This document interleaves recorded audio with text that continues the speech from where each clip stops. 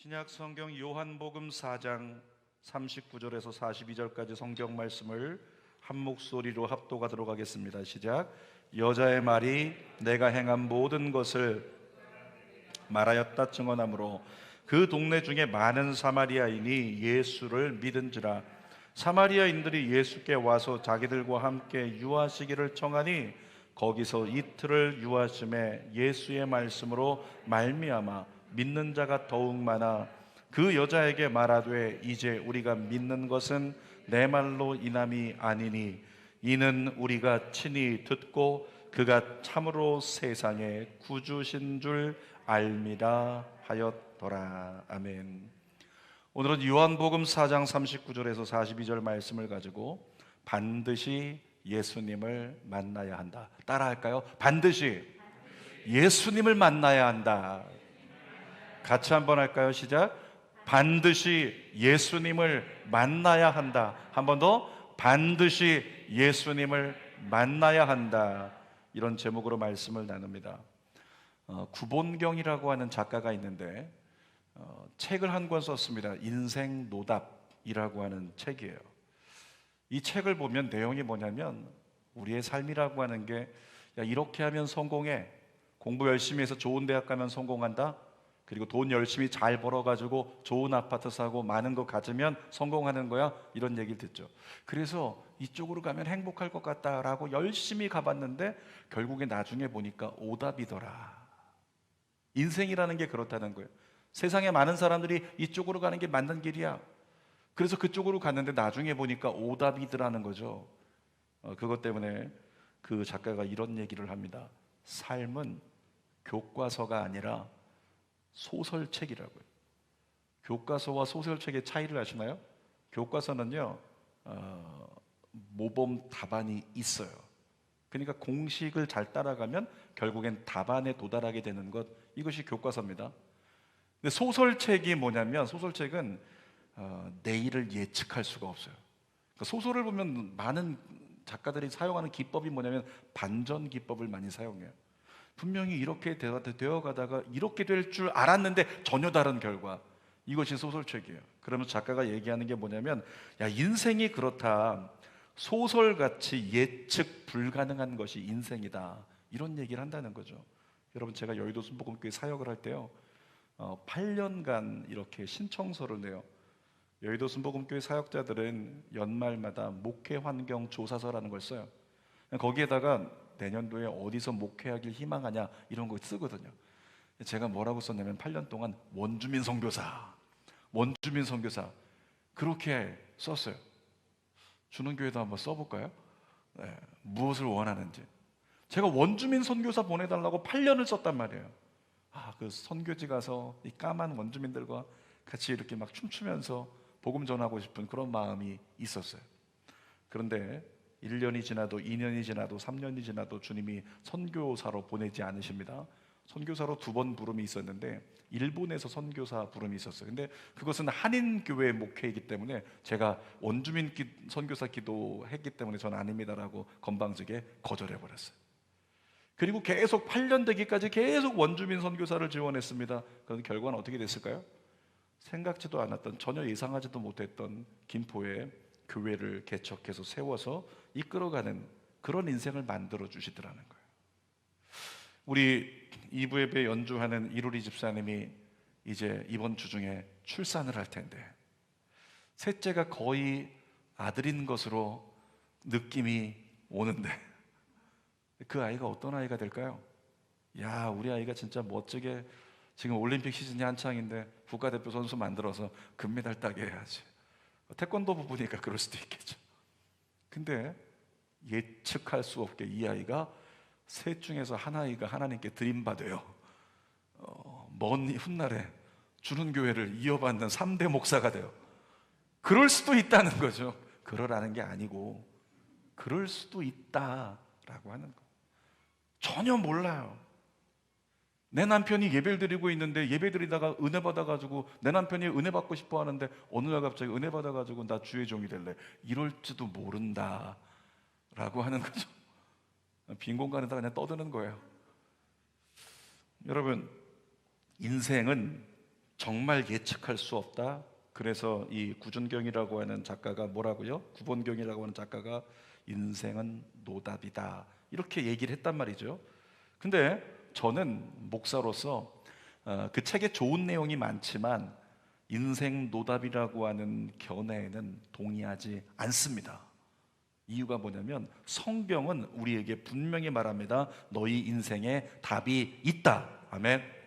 성경은 우리에게 답이 있다고 말해요. 성경은 우리에게 길이 있다고 말합니다. 자, 요한복음 14장 6절 말씀 읽어보겠습니다. 예수께서 이르시되 내가 곧 길이요 진리요 생명이니 나로 말미암지 않고는 아버지께로 올 자가 없느니라. 이 예수님의 말씀을 한마디로 하면, 얘들아, 너희 길은 나다. 예수가 길이다. 예수가 답이다. 이렇게 우리에게 말씀하고 계시는 거예요. 여러분, 예수님이 인생의 답이라는 사실은 예수님을 만난 사람들을 통해서 증명됩니다. 예수님이 공생애 동안 많은 사람을 만났어요. 근데 예수님을 만난 사람들마다 처음에 어떻냐면 눈물이 있었어요. 눈물이 있고 고통이 있고 근심이 있고 슬픔이 있었다는 거죠. 그런데 예수님을 만난 후에 어떻게 됩니까? 이제껏 길이 아닌 곳을 헤매다가 길을 찾은 사람들, 예수님을 찾은 사람들은 하나같이 진정한 행복을 누리기 시작했다는 거죠. 눈물이 그쳐졌어요. 근심과 슬픔이 떠나갔습니다. 하나같이 평안과 행복을, 기쁨을 누리게 되었습니다. 그 중에 대표적인 사람이 누구냐면 사도 바울이에요. 사도 바울이 예수님 만나고 나서 이제 어떤 것도 내 기쁨을 빼앗을 수 없다. 그래서 사도 바울이 그렇게 고백하잖아. 얘들아, 항상 기뻐해, 항상 기뻐하라. 그러면서 기쁨에 대해서 계속 강조합니다. 사도 바울은 예수님 만나기 전에 어떤 사람이었죠? 예수님을 핍박하고 예수 믿는 사람들을 핍박하고 권력을 휘두르는데 모든 걸 바쳤던 사람입니다. 그런데 예수님 만난 뒤에 어떻게 됐습니까? 세상 가치를 배설물처럼 여겼어요. 야, 돈? 그거 아무것도 아니야. 야, 명예? 그거 아무것도 아니야. 좋은 성적? 아무것도 아니다. 너희가 좋은 집 가졌고 좋은 차 가졌다. 김포의 이 GTX 무슨 노선?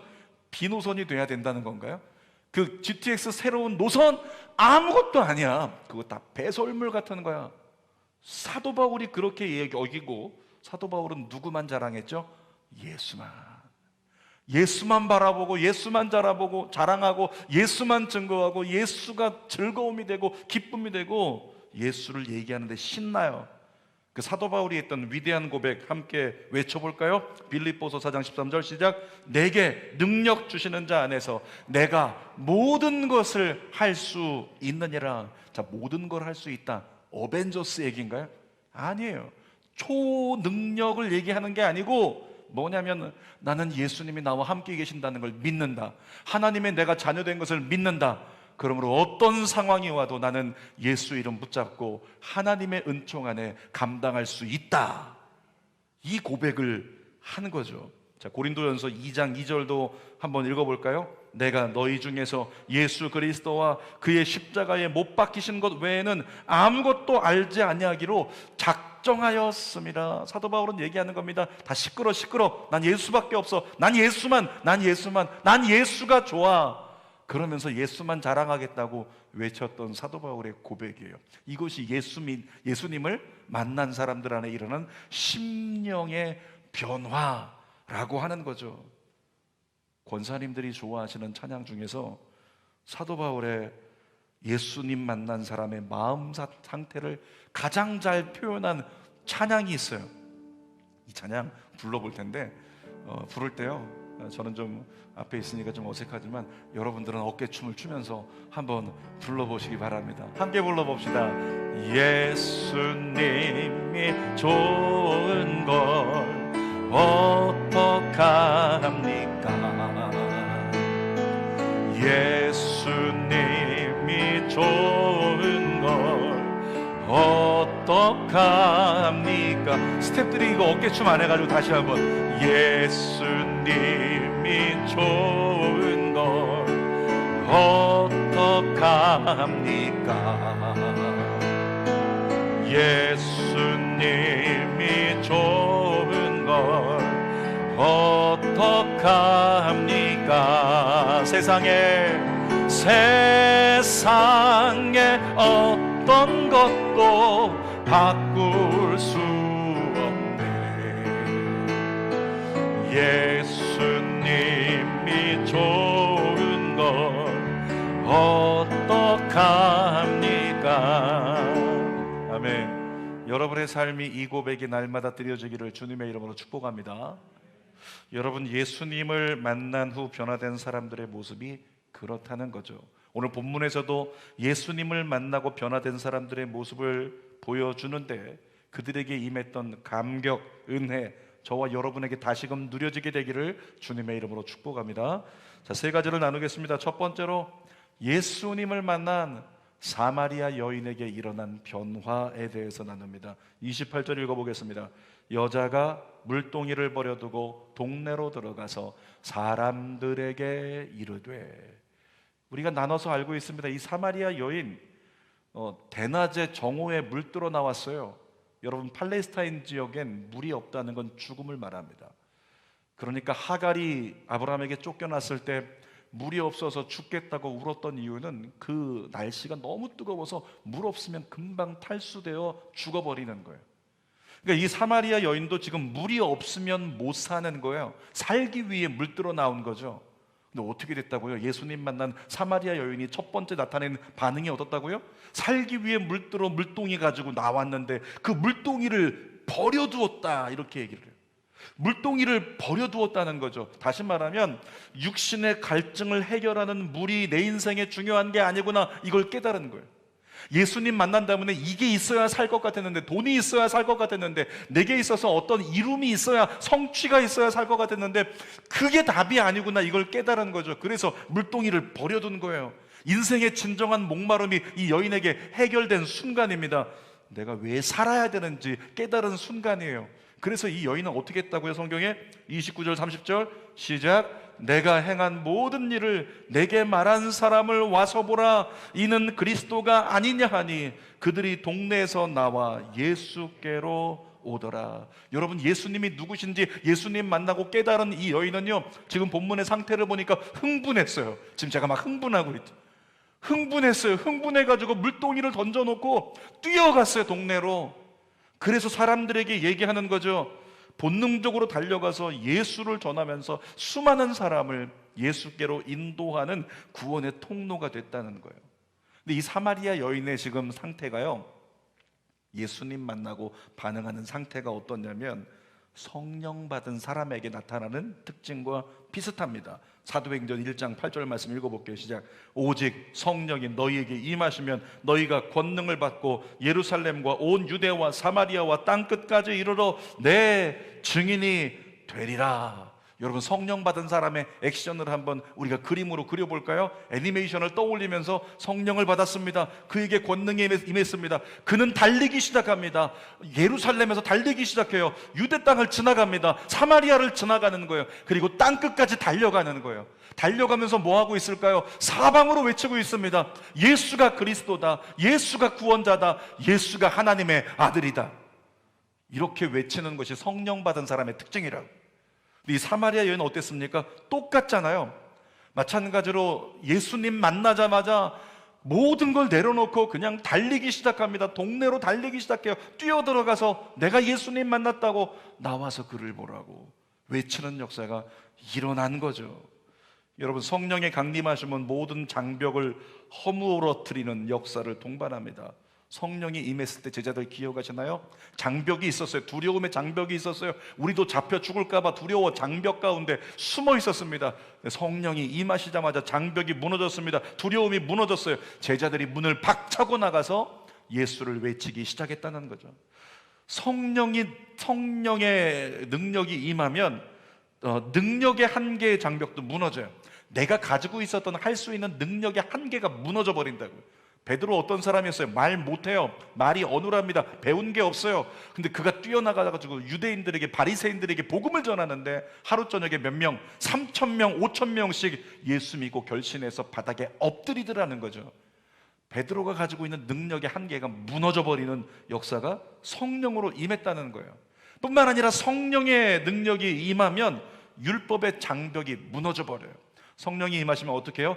예루살렘과 온 유대와 사마리아 어떤 땅이라고요? 부정한 땅, 율법적으로 가지 말아야 되는 땅. 근데 성령이 임하시면 율법의 장벽이 무너져 버려요. 사마리아를 통과해서 땅끝까지 나아가가지고 누구에게라도 예수를 전하는 놀라운 역사가 일어난다는 거죠. 예수 믿기 전에는 자기를 위해 살던 사람이 예수님 만난 후에는 예수밖에 없는 인생으로 뒤집히는데 그 안에 기쁨이 있더라는 거예요. 샘솟는 은혜가 있더라는 거예요. 전하지 않을 수 없는, 본능적으로 그를 전하고 싶은 이런 역사가 일어난다는 거죠. 두 번째로 예수님을 만난 사마리아 사람들에게 일어난 변화도 한번 살펴봅니다. 39절 말씀 읽어보겠습니다. 시작. 여자의 말이 내가 행한 모든 것을 그가 내게 말하였다 증언하므로 그 동네 중에 많은 사마리아인이 예수를 믿은지라. 여러분, 지금 예수님이 뭐라고요? 이 여자가 이렇게 얘기하는 거예요. 예수님이 내 모든 걸 알아요. 나만 알고 있는 비밀, 나만 알고 있는 아픔, 나만 알고 있는 이 목마름, 예수님이 이걸 압니다. 예수님을 나와서 보십시오. 그러면서 예수님을 막 증언하는 거예요. 예수님은 모르는 게 없어요. 사랑하는 여러분, 통찰력을 가지신 예수님이 이 자리에 있는 저와 여러분들도 아십니다. 아멘. 따라합시다. 예수님은 다 알고 계신다. 다시 한번, 예수님은 다 알고 계신다. 여러분, 예수님이 다 알고 계신다면 난 지난 일주일이 좀 민망하다, 이런 분 계십니까? 지난 일주일의 삶을 볼 때 예수님 만약에 다 아신다면 난 지난 일주일 민망하다, 이런 분도 계세요. 근데 저는 개인적으로 예수님이 날 다 아신다는 것에 지난 일주일이 감사해요. 왜냐하면 지난 일주일 민망할 수밖에 없는 삶을 사는 것 같은데도 예수님께서 나를 용서하시고 나를 여전히 인정하시고 사랑하시고 여전히 날 사용해 주신다. 야, 감사하다. 여러분 안에 감사가 넘치기를 축복합니다. 예수님이 다 아시니까 어떻게 해요? 예수님 앞에 나아갈 때는 가식이 필요 없어요. 있는 모습 그대로 나아가면 되는 겁니다. 이 여인의 삶이 어떤지 아신 하나님, 여인의 마음이 어떤지 아신 하나님, 여인이 어떤 노력을 했는지 아시는 하나님이 저와 여러분의 삶도 동일하게 다 알고 계신다는 거죠. 제가 지금 남성 제자반 초반부라서 계속 제가 놀라면서 이야기거리가 되는데, 남성 제자반 하면서 제가 솔직하게 좀 부끄러움을 느꼈어요. 왜냐하면 제가 솔직히 얘기하는 거죠, 목사니까. 저는 초급반 이번에 시작을 하면서 초급반 남성들이 예수님에 대해서는 별로 관심이 없을 거라고 믿었습니다. 예수님에 대해서는 관심이 없을 거야. 그러니까 고민이 드는 거야. 이제 모였는데 8명쯤 모였는데 이거 어떻게 하지? 뭘 좀 나눠볼까? 그래서 예수님께 관심 없는 저것들 뭘 좀 나눠볼까? 그러다가 제가 술로 이야기를 시작을 합니다. 왜? 거의 예수님을 잘 모르는 분들은 술을 끊을 확률이 적기 때문에 술 가지고 이야기를 시작해요. 한참을 하다가 제가 얘기합니다. 여러분, 목사인 저도 술을 못 끊었습니다. 이렇게 얘기했더니 한 남자 우리 성도님이 얼굴에 화색이 돌아요. 얼굴에 막 기쁨이 생기는 것 같아요. 그러면서 드디어 나도 마음껏 술을 마실 수 있는 면죄부가 주어졌구나. 목사님도 마시는데, 이 생각을 한 거죠. 근데 제가 이야기한 논리는 뭐냐면, 술을 끊은 거는 아니고 예수님 만나고 나니까 술을 안 마시기 시작했다. 이것이 맞는 거죠. 전 그렇게 생각해요. 왜냐하면 지금 날씨가 얼마나 더워요. 요즘에 이번 주간에도 더웠잖아요. 지금 다음 주 한 주간에는요 더 덥다고 합니다. 습하대요. 더군다나 이번 주에는. 그러니까 얼마나 덥겠어요. 이때 맞춰서 TV에서는 광고가 나옵니다. CF에서 정말 광고가 나와요. 시원하게 맥주 광고가 이때마다 그냥 정말 얼마나 나오는지 몰라요. 그 광고를 쳐다보고 있으면 이런 생각이 들어요. 저걸 마셔야지만 나도 시원할 것 같은, 저걸 마셔야지만 나도 여기가 싹 씻겨 내려갈 것 같은 그런 생각이 드는 거죠. 그러다 가끔 그런 생각 들지 않습니까? 야, 한 모금 마시면 진짜 시원하겠다. 이미 그것을 안 마신 지 30년, 40년이 돼 가는데도 입 끝에서 그 맛이 느껴지는, 뭐 얘기하는 거예요? 못 끊는 거예요. 끊는 게 아니라 안 마시는 거죠. 제가 이제 화요반 만나가지고 술에 대해서 막 얘기하면서 괜찮아 마신다고 너무 염려하지 마, 조금씩 줄여갑시다, 이런 얘기도 하고, 또 이분들하고 무슨 얘기를 해야 되나, 그래서 주식 얘기도 한번 해보고, 또 이분들하고 무슨 얘기를 해야 되나, 아내들 흉 좀 한번 마음껏 보라고 아내들 흉 보라고 해주고, 이런 거를 꺼내서 얘기하고 있어서 제가. 근데 여러분, 제가 중요한 순간에 교회 생활하면서, 신앙 생활하면서 진짜 좀 더 원하는 게 뭐냐, 이런 질문을 던졌어요. 그랬더니 한 분이 이런 얘기 하더라고요. 예수님 진짜 믿어줬으면 좋겠어요. 누구를 얘기했어요? 예수님. 저는 막 이거 아직 못 끊었지? 주님 못 끊었지? 주님 얘기하고 있었는데 그들은 주님에 대해서 얘기를 해요. 예수님을 믿고 싶대요. 또 뭐라고 얘기하냐면, 내 아내가 옆에서 예수님 찬양하는데 눈물을 흘리면서 찬양해요. 나도 눈물 흘리면서 예수님 찬양하고 싶다. 예수님을 얘기해요. 또 어떤 분은 보니까 예수님을 경험하고 싶대요. 진짜 예수님이 계신 건 알겠는데 그 예수님이 진짜 계신 분을 내가 정말 경험으로 느껴보고 싶다, 이런 고백을 하더라는 거죠. 제가 그분들의 이야기를 듣고 그날 모임 끝나고 창피했어요. 부끄러웠어요. 왜? 저는 그분들은 예수님께 관심이 없다고 생각했거든요. 그래서 다른 이야기를 꺼내는데 그분들의 중심에는 뭐가 있었다? 예수님에 대한 목마름이 있었다. 저는 믿습니다. 놀라운 변화가 일어날 거라고 믿습니다. 예수님은 이 사마리아 여인의 헛수고 같은 잘못된 노력을요, 책망하지 않으셨어요. 이 여인이 노력한 거 아시죠? 이 여인이 생각하기는 나에게 행복을 줄 수 있는 건 남편이라고, 남자라고 생각해서 그 남자를 정말 나에게 행복을 줄 수 있는 사람으로 찾고 또 찾아보는 거예요. 또 찾아보고 또 찾아보는 거예요. 자기 나름대로는 노력하고 있는데 헛수고 같은 노력을 하는 거예요. 근데 예수님이 그 헛수고에 대해서 책망하셨습니까? 너 왜 5번이나 그랬어? 책망 안 하셨어요. 예수님 어떻게 하셨어요? 그 여인의 진짜 목마름이 무엇인지 아시고 그 목마름을 만져주셨다고요. 사랑하는 여러분, 저와 여러분에게도 마찬가지로 저와 여러분이 세상 살아가면서 잘못된 데 노력할 때가 있어요. 주님을 열심히 찾아야 행복한데 내가 그냥 주님은 잠시, 지금은 잠깐 접어두고, 요즘에 좀 내가 좀 바쁜 거 아시죠? 잠깐 접어두고 그냥 돈 버는데, 그냥 성공하는데, 그냥 공부하는데 거기 몰두하느라 주님을 잠깐 멀리하고 있는 이런 상황에 있다고 해서 주님이 그것에 대해서 막 책망하고 막 주여받고 그렇지 않는다는 거죠. 오히려 가까이 다가오셔서 우리 심령에 네가 진짜 원하는 너의 목마름이 뭔지 내가 알게 하리라, 이렇게 다가오시는 분이 저와 여러분의 예수님인 줄 믿습니다. 그것을 깨닫는다면, 예수님 다 아시는구나, 그리고 나를 향해 말씀하시는구나, 성현아 거긴 길이 아니야, 성현아 그건 방법이 아니야, 성현아 그건 아니다, 이렇게 말씀하시는 주님을 깨닫는다면 어떻게 될까요? 주 예수님을 더 찬양하고 더 찾고 예수님께 더 마음을 드려야 되겠다라는 마음을 가질 수 있는 거죠. 자, 본문의 사마리아 여인은 자기 심령을 만져주신 예수님을 사마리아 사람들에게 전했습니다. 전할 때 꾸밀 필요가 없었어요. 이 여인은 이미 어떤 여인인지 사마리아 사람들이 다 알고 있었거든요. 이 여자가 막 뛰어오면서, 물동이를 버려두고 뛰어오면서 예수님을 만났어요. 선지자를 만났어요. 메시아를 만났어요. 사람들이 수군거리기 시작합니다. 아니 저 여자? 그 여자 아니야? 그 여자잖아. 그 여자. 사람들은 막 손가락질하고 있었다는 거죠. 그런데도 불구하고 그 여자가 당당하게 동네로 대낮에 뛰어와서 흥분된 어조로 예수님을 전할 때 사람들은 도대체 뭐야? 저 여자 어떻게 된 거야? 그러면서 예수님을 만난 여인을 따라서 예수님께 나아가게 됐다는 거죠. 제가 전에 사역하던 교회요, 한 지역장님, 소그룹의 그룹 리더가 되는 지역장님의 남편 한 분이 계셨는데 술을 엄청 좋아하셨어요. 근데 술 좋아하시는 분이 교회도 안 나가는데 술만 드시면 전도를 해요. 술만 드시면 어떻게 하냐면 이쪽 집 가가지고 얘기합니다. 우리 안에 있죠, 우리 마누라가 말이야 예수에 미쳐가지고 그냥 교회에다가 돈 다 갖다 바치고 우리 마누라가 미쳤어.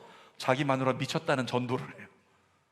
동네 대치동에 살았는데 동네 여기 가서 우리 마누라 미쳤어, 저기 가서 우리 마누라 예수에 미쳤다, 저기 가서 우리 마누라 교회에 미쳤다. 맨날 그 얘기를 하니까 동네 사람들이 전부 다 알아요. 그 집 부인은 교회에 완전히 미친 여잔가 보다, 이런 생각을 한 거죠. 이분은 날마다 술을 드시고 그렇게 하셨어요. 여러분, 그런데 아내를 그렇게 구박하고 아내를 힘들게 했던 이 남편이 어느 날 병원에서 진단을 받았는데 암 선고를 받았습니다. 그리고 말기암 선고를 받아요. 말기암 선고를 받고 나니까 갑자기 충격이 받아서 힘이 없이 어깨를 늘어뜨린 채 혼자 술을 마시고 있어요. 근데 그때 저희 교회에 속한 집사님, 남자 집사님 한 분이 옆에 가가지고 술 따라주면서 전도했어요. 그러지 말고 아무개 아빠, 그러지 말고 우리 손 아무개 씨, 나랑 같이 교회 갑시다. 당신 아내가 그렇게 교회에 목매고 있는 이유가 뭔지 한번 확인이라도 해봐야 될 거 아니냐. 나랑 같이 교회 가자. 그래서 전도했어요. 그리고 교회 왔습니다. 2주 만에 성령 받았어요. 2주 만에 예수님 만났어요. 2주 만에 완전히 뒤집어졌어요. 완전히 뒤집어지더니 어떻게 돼요? 이 사마리아 여인처럼 되는 거예요. 모든 걸 버려두고, 술병 버려두고 달려가서 동네 이쪽으로 달려가요. 첫 번째 골목, 두 번째 골목, 3길, 4길 막 달려가면서 예수가 구원자라고, 예수 만나면 인생이 행복하다고, 나보라고, 예수 만나서 내가 술 끊었다고, 예수 만나서 내가 변화됐다고 달려가면서 외치는 거예요. 그분이 1년 반 동안 그랬어요. 그리고 천국 가셨어요. 근데 1년 반 동안 그분이 교회로 인도한 남성들이 있는데요, 어떤 남성들이었냐면은 혼자 술집에서 혼자 술 마시고 있는 사람, 혼자 그냥 홀로 살아가고 있는 사람, 외로운 사람, 거리에 떠돌고 있는 사람, 이런 남자들만 붙잡아가지고 다 전도했어요. 그래가지고 1년 반 동안 40명에서 50명을 전도했어요. 별로 놀라지도 않으시죠? 여러분 워낙에 매일매일 한 명씩 전도하시니까 4.5명 아니에요. 40명, 50명을 전도했어요. 제가 그 교구를 맡아가지고 처음에 교조 카드를 이렇게 살펴보는데 가족들이 있습니다. 4식구, 6식구, 3식구 넘어가는데 뒤쪽에 가보니까 전부 다 한 사람씩만 있어요. 한 사람씩만. 아무개 씨, 아무개 씨, 아무개 씨. 이게 왜 한 사람씩만 있을까? 도대체 이 사람들은 뭐지? 그래서 주소를 봤는데 전부 다 대치동. 제가 그분들이 누군가 인도자를 봤더니 인도자 안에 누가 쓰였냐면 전부 다 소나무개, 소나무개, 소나무개, 소나무개, 소나무개, 소나무개, 그분 이름만 써 있는 거예요. 그러니까 이분이 예수 만난 다음에 거칠 것 없이 매일매일 뛰어나가가지고 아침에도 전도하고 점심에 전도하고 저녁에는 그냥 대목이에요. 술 마시러 나온 사람들 다 붙잡고 술 따라주면서 막 다독이면서 그렇게 술값 내주면서 전도를 하니 그 가운데 많은 사람이, 야, 너 여기서 술에 쩔어있던 알코올 중독자 같았던 너였는데 네가 어떻게, 사람들이 신기해가지고, 아니 이 사람 어떻게 된 거야? 이 사람 우리가 알던 그 남자가 아니냐? 어떻게 된 거냐? 한번 가보자. 다 같이 교회 나와서 구원받는 역사가 일어났던 거예요. 사랑하는 여러분, 그 집사님을 통해서 일어난 일이 사마리아 여인을 통해 일어난 일과 비슷합니다. 39절 중반절을 다시 한번 읽어볼까요? 다시 시작. 그 동네 중에 많은 사마리아인이 예수를 믿은지라. 제가 이걸 이렇게 바꿨어요. 그 대치동에 그 남자분을 통해서 많은 남성들이 예수를 믿은지라. 세 번째로 보니까 예수님을 만난 사마리아 땅에 일어난 변화도 오늘 본문에서 보게 됩니다. 40절 말씀 읽어볼까요? 사마리아인들이 예수께 와서 자기들과 함께 유하시기를 청하니 거기서 이틀을 유하심에. 사마리아인들이 예수님께 뭘 원했다고요? 우리와 좀 오래 계세요. 좀 더 오래 계세요. 이들이 뭘 원했는데요? 말씀을 들었어요. 예수님을 말씀을 듣는데 그 말씀이 너무나 은혜로워가지고 그 말씀 더 듣고 싶다고 말씀을 갈망하는 거예요. 말씀을 갈망하면서 그 예수님께서 그 기다리고 있는 그들과 함께 말씀을 전하십니다. 하나님 나라에 대해서 전해주시는 거예요. 그 결과가 뭐죠? 41절이죠. 읽어보겠습니다. 41절. 예수의 말씀으로 말미암아 믿는 자가 더욱 많아. 네 글자. 무엇으로 이들이 믿게 됐다고요?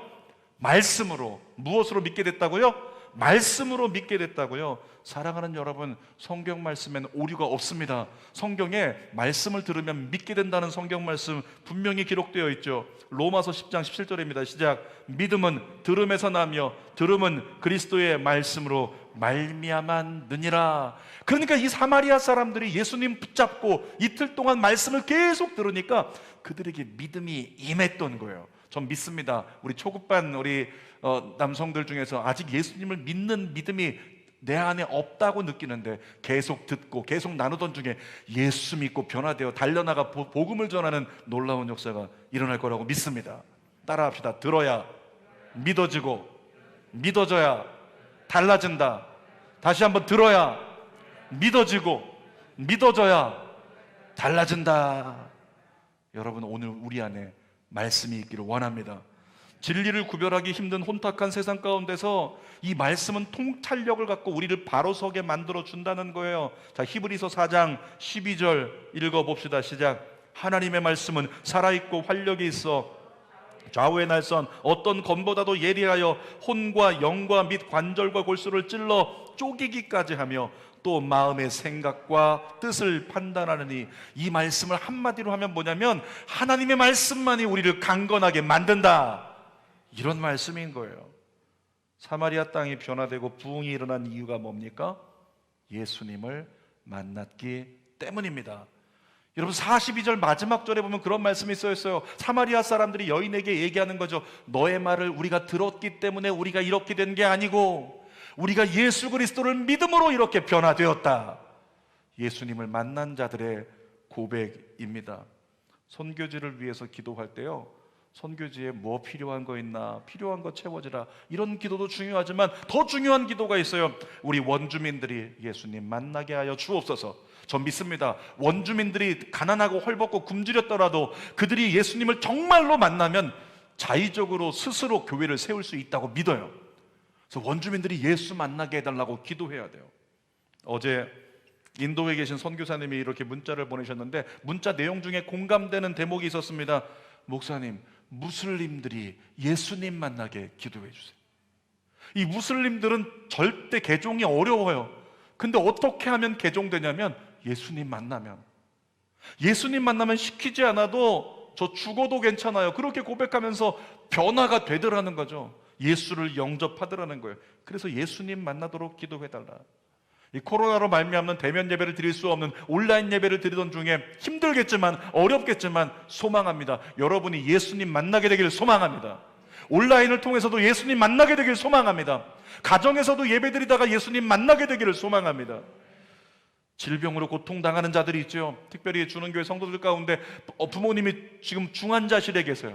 중환자실에 계신 것뿐만 아니라 그가 예수님을 믿지 않아요. 그래서 빨리 건강해져서 예수님 믿었으면 좋겠어요.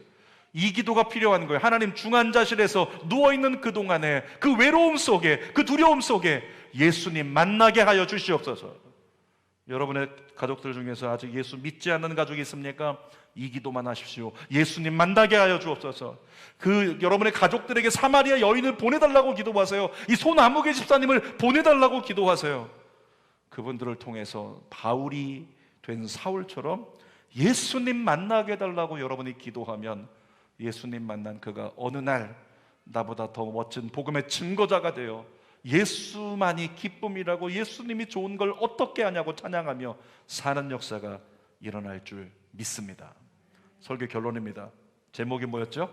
반드시 예수님을 만나야 한다. 한 번 더, 반드시 예수님을 만나야 한다.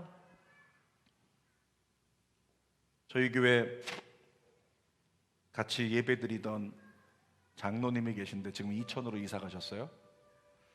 이 장로님께서 외국인 회사를 다니셨습니다. 결혼해가지고 아내 사랑스럽고 예쁘니까 결혼했겠죠? 근데 결혼한 지 한 3년쯤 지나니까 어떻게 돼요? 3년쯤 지나니까 그냥 그렇죠. 감동이 없어져요. 감동이 없어지는 거예요. 근데 회사 가면 어때요? 외국인 회사라 회사에 있는 외국인 그 여직원들이 너무 예뻐요. 회사 가면 감동이 있어요. 집에 가면 감동이 없어요. 이것이 반복이 되는데 아무렇지 않았어요. 회사에 가서 실컷 그냥 같이 어울리고 잘 지내면 괜찮아요. 근데 어느 날 이 장로님이 예수님을 만났어요. 그리고 나니까 예수님 만난 가운데 내 아내를 보면 감동이 없고 회사 가면 자꾸만 감동이 생기니까 안 되겠어요. 그래서 기도원 가가지고 3일 금식을 했어요. 그러면서 기도합니다. 오늘 또 남편들 중에 또 이거 은혜 받아가지고 금식하는 역사가 일어날지도 모르겠어요. 3일 동안 뭘 기도했냐면 우리 아내가 제일 예뻐 보이게 해주세요. 우리 아내가 제일 예뻐 보이게 해주세요.